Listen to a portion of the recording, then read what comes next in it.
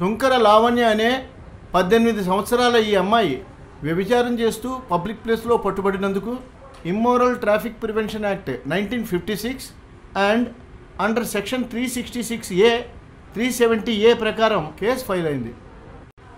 ఈ అమ్మాయి కదా? ఏ ఏరియాలో, ఏ టైంలో? KPHBలో మై లార్డ్, సుమారు అర్ధరాత్రి 1:30 సమయంలో. ఏమా నువ్వే కదా లావణ్య? అవును సార్. పెళ్ళయిందా నీకు? అయింది సార్. 14 ఏళ్ళకే పెళ్ళయింది. కానీ మా ఆయన నన్ను వదిలేసి వెళ్ళిపోయాడు. మరి మీ అమ్మ నాన్న ఏం చేస్తుంటారు? మీరు ఎక్కడుంటారు? మూసాపేటలో సార్. అమ్మ నాన్నలు లేరు. ఇద్దరు కోవిడ్ టైంలో చనిపోయారు. నేను నా తమ్ముడు మాత్రమే ఉంటాం. వాడికి అసలు హెల్త్ బాగోదు సార్. ఏంటయ్యా అందరూ ఇంతేనా? లేనిపోని కష్టాలు చెప్పి తప్పించుకుందామని చూస్తుంటారు. లేదు సార్, ఒట్టు. నేను నిజం చెప్తున్నాను. కావాలంటే మా ఇంటికి పోలీసులు పంపించి చూసుకోండి. అక్కర్లేదులే. ఇంతకీ నువ్వేం చదువుకున్నావు? ఏవిఎన్ కాలేజ్లో డిగ్రీ 3rd ఇయర్ సార్. కొంచెం డబ్బులు టైట్గా ఉండి ఇలా చేస్తున్నాను సార్. ఏదైనా పార్ట్ టైం జాబ్ చూసుకోవచ్చు కదా. ఏంటి ఈ పనులు? ఇంతకీ ఒక్కొక్క కస్టమర్ నీకు ఎంత ఇస్తాడు? 500 సార్. 500? 500 కోసం నువ్వు ఇలా చేస్తే ఎయిడ్స్ కానీ ఏదైనా సుఖవ్యాధులు వచ్చాయనుకో, ఏంటి నీ పరిస్థితి? కాండమ్ వాడుతున్నాను సార్. ఏంటి కండం వాడేది?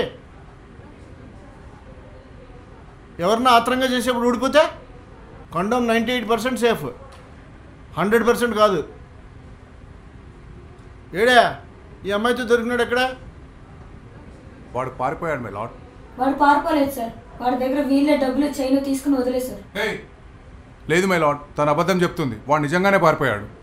లేదు సార్, నా దగ్గర కూడా చెక్ చేశారు. నా దగ్గర ఏమీ లేకపోయేసరికి అరెస్ట్ చేసి తీసుకొచ్చి. రేపటిలోగా వాడు ఎవడో పట్టుకురాలేదు అనుకోండి, మీ ఇద్దరు ఉద్యోగాలు ఊడిపోతాయి. అర్థమవుతుందా?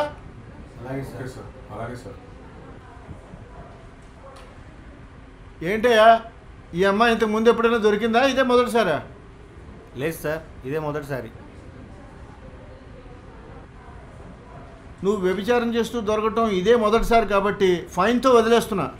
మళ్ళీ ఇంకోసారి ఇలాంటి పనులు చేస్తూ దొరికితే 3 నెలల జైలు శిక్ష, 10,000 జరిమానా కూడా ఉంటుంది.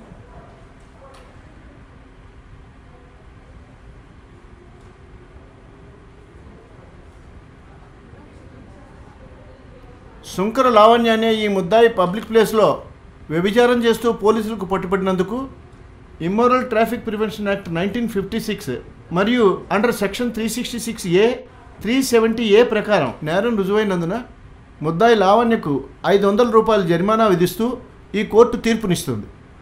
అలాగే లావణ్య ఆర్థిక పరిస్థితులు దృష్టిలో ఉంచుకొని women skill development and women empowerment association వారికి ఈమె స్వయం ఉపాధికి సహాయం చేయవలసిందిగా ఈ కోర్టు సిఫారసు చేస్తుంది.